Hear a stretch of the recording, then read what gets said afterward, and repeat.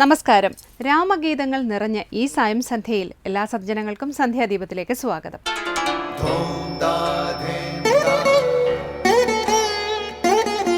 ശുഭം ഭവതു കല്യാണമായുസാരോഗ്യവർദ്ധനം സർവദുഃഖ വിനാശായ സന്ധ്യാദീപം നമോസ്തുതേ.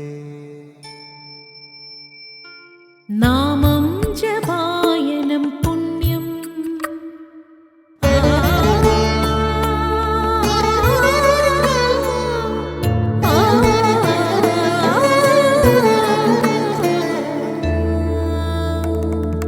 നാമം ജപായനം പുണ്യം നിരുപമദീപാങ്കുരം പോലെ സ്വരശ്രുതിലയവരമതുലം ദീവാങ്കണം മോക്ഷ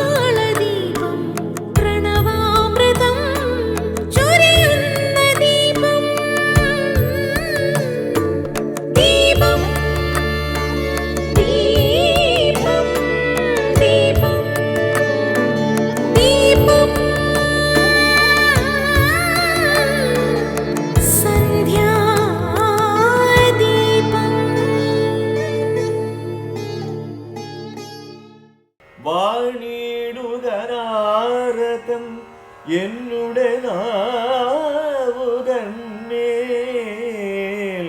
വണിമാതാവേ വർണ്ണവിഗ്രഹേ വേദാത്മികേ നാണമെന്നിയേ മുദാ നാവിന്മേൽ നടനം ചെയ്യേണാങ്കാനനെ യഥാ കാനനെ ദിഗംബരൻ വാരിജോദ്ഭവമുഖ വാരിജാവാസേ ബാലേ വാരിധി തന്നിൽ തിരമാലകളെന്ന പോലെ ഭാരതീ പദാവലി തോന്നേണം കാലേ കാലേ പാരാതെ സലക്ഷണം മേന്മേൽ മംഗളശീലേ. വൃഷ്ണിവംശത്തിൽ വന്നു കൃഷ്ണനായി പിറന്നോരു വിഷ്ണു വിശ്വാത്മാ വിശേഷിച്ചനുഗ്രഹിക്കേണം. ലോകമെങ്ങുമുള്ള ഭാരതീയർ ഇന്ന് ഗുരുപൂർണിമ ആഘോഷിക്കുന്നു. വേദവ്യാസ മഹർഷിയെ ഗുരുക്കന്മാരുടെ എല്ലാം ഗുരുവായാണ് സങ്കല്പിക്കുന്നത്. വേദവ്യാസ മഹർഷി ജനിച്ചത് ആഷാഢമാസത്തിലെ പൗർണമി നാളിലായിരുന്നു. അതുകൊണ്ടാണ് ആഷാഢമാസത്തിലെ പൗർണമിയെ വ്യാസപൂർണിമയായും ഗുരുപൂർണിമയായും ഭാരതീയർ ആചരിക്കുന്നത്. വേദങ്ങളെ നാലായി വ്യസിച്ചുകൊണ്ട്, അതായത് ക്രോഡീകരിച്ചതുകൊണ്ടാണ് അദ്ദേഹത്തിന് വേദവ്യാസൻ എന്ന പേര് ലഭിച്ചത്. കറുത്ത നിറമുള്ളതുകൊണ്ട് കൃഷ്ണനെന്നും ദ്വീപിൽ ജനിച്ചതുകൊണ്ട് ദ്വൈപായനനെന്നും ചേർത്ത് കൃഷ്ണദ്വൈപായനൻ എന്നായിരുന്നു വേദവ്യാസന്റെ ആദ്യ നാമം. പഞ്ചമവേദമായ മഹാഭാരതവും ഭക്തിപ്രധാനമായ ഭാഗവതവും വേദവ്യാസൻ രചിച്ചതാണ്. ഉപനിഷത്തുക്കളിലെ തത്വങ്ങൾ ക്രോഡീകരിച്ച് വ്യാസമഹർഷി നിർമ്മിച്ച ബ്രഹ്മസൂത്രം വേദാന്ത ദർശനത്തിലെ 3 അടിസ്ഥാന ഗ്രന്ഥങ്ങളിൽ ഒന്നാണ്. സ്വന്തം ഗുരുവിനോടും ഗുരുപരമ്പരയോടും മഹാത്മാക്കളോടും വയോധികരോടും ഒക്കെയുള്ള ആദരവും ഭക്തിയും പ്രകടിപ്പിക്കാനുള്ള അവസരമാണ് ഗുരുപൂർണിമ. വ്യക്തിയെ പരമാത്മജ്ഞാനത്തിലേക്കും ഈശ്വരപ്രാപ്തിയിലേക്കും നയിക്കുന്ന ആഘോഷമാണ് ഗുരുപൂർണിമ. വിശ്വാസത്തിൻ്റെയും സമർപ്പണത്തിൻ്റെയും ശ്രദ്ധയുടെയും ഉത്സവമാണ് ഗുരുപൂർണിമ.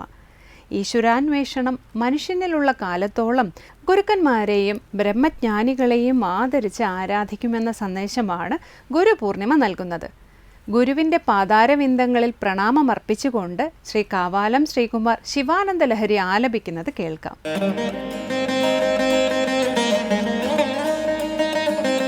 त्रयीवेद्यं हृद्यं त्रिपुरहरमाद्यं त्रिनयनं जटाभारोदारं चलदुरगहारं मृगधरं महादेवं देवं मयि सदयभावं पशुपतिं चिदालम्बं साम्बं शिवमतिविडम्बं हृदि भजे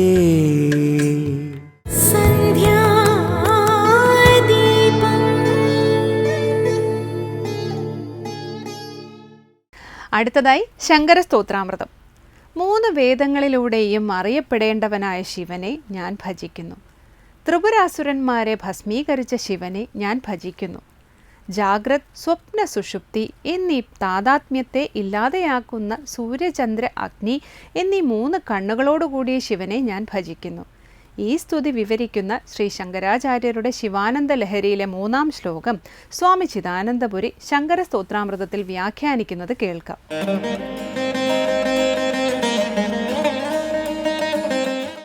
ശങ്കരകൃതികളിൽ ശിവാനന്ദ ലഹരിയിൽ 3-ാം ശ്ലോകമാണ് നമ്മൾ ശ്രദ്ധിക്കുന്നത്. അവിടെ ശിവം ഭജേ, ശിവനെ ഞാൻ ഭജിക്കുന്നു, സേവിക്കുന്നു എന്ന് പറഞ്ഞു. എവിടെ? ഹൃദയത്തിൽ, അന്തഃകരണത്തിൽ.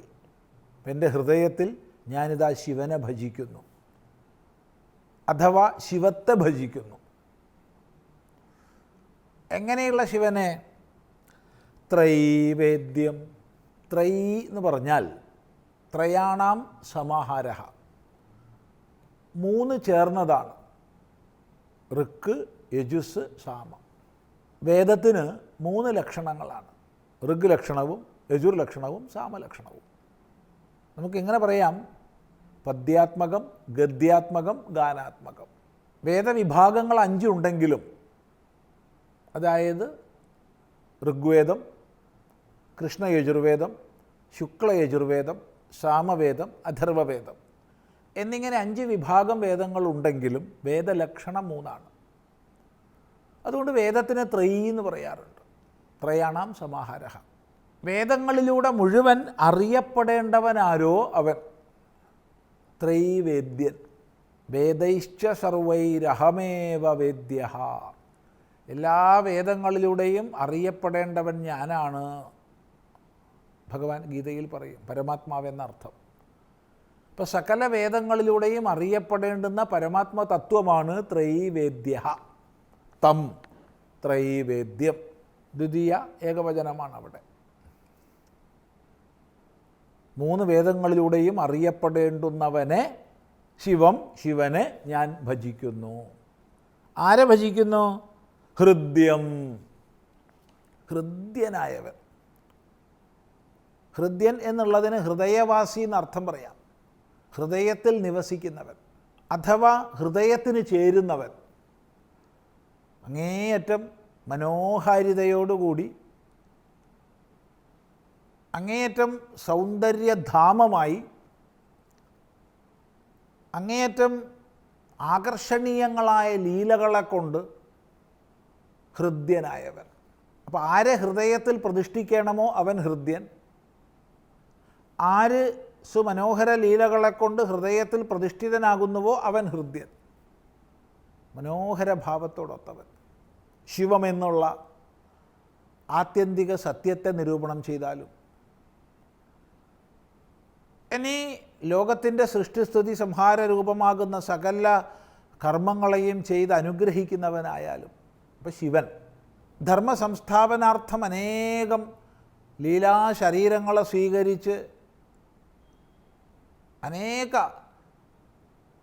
ധർമ്മപ്രവൃത്തികളെ ചെയ്യുന്നവനായാലും ഇതൊക്കെ ഹൃദ്യഭാവങ്ങളാണ്. അതുകൊണ്ട് ത്രൈവേദ്യനെ ഞാൻ ഭജിക്കുന്നു, ഹൃദ്യനെ ഞാൻ ഭജിക്കുന്നു. ആരെ ഭജിക്കുന്നു? ത്രിപുരഹരം. ത്രിപുരഹരം ഭജേ. ത്രിപുരഹരനെ ഞാൻ ഭജിക്കുന്നു. ത്രിപുരാസുരന്മാർ ലോകത്തെ മുഴുവൻ ബാധിക്കുന്നവരായി 3 പുരങ്ങൾ അങ്ങനെ സഞ്ചരിക്കുകയാണ്. സുവർണപുരമുണ്ട്, രജതപുരമുണ്ട്, ലോഹപുരമുണ്ട്. ഈ 3 പുരങ്ങളിൽ സർവശക്തിശാലികളായിട്ട് ത്രിപുരാസുരന്മാരങ്ങനെ സഞ്ചരിക്കുകയാണ്. ആർക്കും അവരെ നശിപ്പിക്കാൻ വയ്യ, അവരുടെ അനുഗ്രഹ ബലം കൊണ്ട്, വരലബ്ധി കൊണ്ട്. എന്നാൽ അവർ ജഗന്നാശകാരികളായപ്പോൾ ശിവൻ അവരെ ഭസ്മീകരിച്ചു. അങ്ങനെ ശിവൻ ത്രിപുരാരിയായി, പുരഹന്താവായി. ഇനി വേറൊരർത്ഥം, ജാഗ്രത്, സ്വപ്നം, സുഷുപ്തി എന്നിവയാണ് 3 പുരങ്ങൾ. പുരത്രയേ ക്രീഡതിയശ്ച ജീവ തതഃ സുജാതം സകലം വിചിത്രം എന്ന് ഉപനിഷത്ത് പറയും, കൈവല്യോപനിഷത്തിൽ. അപ്പോൾ ജാഗ്രസ്വപ്ന സുഷുപ്തികളാകുന്ന പുരങ്ങളോട് താതാത്മ്യപ്പെട്ടിട്ടാണ് നമ്മൾ ഈ സംസാരത്തിൽ പരിഭ്രമിക്കുന്നത്. ഇതല്ല നിൻ്റെ പാരമാർത്ഥിക സ്വരൂപം എന്നുള്ള തത്വബോധപ്രധാനത്തിലൂടെ ഈ ത്രിപുരങ്ങളുമായുള്ള താതാത്മ്യത്തെ ഇല്ലാതാക്കുന്നവൻ ത്രിപുരാരിയാണ്, പുരഹന്താവാണ്. ഇപ്പോൾ 2 രീതിയിലും പറയാം. ഒന്നുകിൽ ത്രിപുരാസുരന്മാരെ കൊന്ന, അല്ലെങ്കിൽ ജാഗ്രസ്വപ്ന സുഷുപ്തികളാകുന്ന ത്രിപുരങ്ങളോടുള്ള താതാത്മ്യത്തെ ഇല്ലാതാക്കുന്ന. രണ്ടായാലും ത്രിപുരഹരം, ആദ്യം. സകല പ്രപഞ്ച വികാരങ്ങൾക്ക് മുമ്പേ ഉള്ള സദേവ സോമേതമഗ്ര ആസീത് ഏകമേവാദ്വിതീയം എന്ന് ഉപനിഷത്ത് പ്രഖ്യാപിക്കും. ഹേ സൗമ്യ, നാമരൂപാത്മക ഭാവങ്ങളെല്ലാം ആവിർഭവിക്കുന്നതിന് മുമ്പ് ഏകമായ സത്ത് മാത്രമേ ഉണ്ടായിരുന്നുള്ളൂ കേട്ടോ. ആ ഏകമായ സത്താണ് ആദ്യം, അഥവാ സർവജഗത് പ്രതിഭാസങ്ങൾക്കും കാരണമായത് ആദ്യം. അങ്ങനെയുള്ള ആദ്യനെ ഞാൻ ഭജിക്കുന്നു. ആരെ ഭജിക്കുന്നു? ത്രിനയനം, 3 കണ്ണുകളോട് കൂടിയവനെ ഞാൻ ഭജിക്കുന്നു. സൂര്യൻ, ചന്ദ്രൻ, അഗ്നി. സൂര്യൻ, ചന്ദ്രൻ, അഗ്നി എന്നീ 3 കണ്ണുകളോട് കൂടിയവൻ. അവിടുത്തെ 3ാമത്തെ കണ്ണിൽ അഗ്നിയാണ്, ജ്ഞാനാഗ്നി. ആ ജ്ഞാനാഗ്നി വേണമെങ്കിൽ ലോകനാശകരമാകുന്ന അഗ്നിയാകും, വേണമെങ്കിൽ ലോകരക്ഷാകരമായ അഗ്നിയുമാകും. അങ്ങനെ 3 കണ്ണുകളോടൊത്തവൻ ത്രിനയനൻ. ഭൂതത്തെയും വർത്തമാനത്തെയും ഭാവിയെയും ഒരുപോലെ കാണുന്നവൻ, അവനും ത്രിനയനൻ തന്നെ. അഥവാ ഊർധ്വ മധ്യമ അധോലോകങ്ങളെ മുഴുവൻ കാണുന്നവൻ, അവനും ത്രിനയനൻ തന്നെ. ഇങ്ങനെ ത്രിനയനന് ഞാൻ ഭജിക്കുന്നു. ത്രൈവേദ്യം ഹൃദ്യം ത്രിപുരഹരമാദ്യം ത്രിനയനം ശിവം ഭജേ. ഇങ്ങനെയെല്ലാമുള്ള ശിവനെ ഞാൻ ഭജിക്കുന്നു. വീണ്ടും വിശേഷണങ്ങളാണ്, അത് നമുക്ക് അടുത്ത പ്രാവശ്യം ശ്രദ്ധിക്കാം. അടുത്തതായി ദീപാരാധനയാണ്. ക്ഷേത്ര സന്നിധിയിലെത്തി മംഗളാരതി തൊഴുത് ഇന്നത്തേക്ക് മടങ്ങാം. എല്ലാവർക്കും നമസ്കാരം.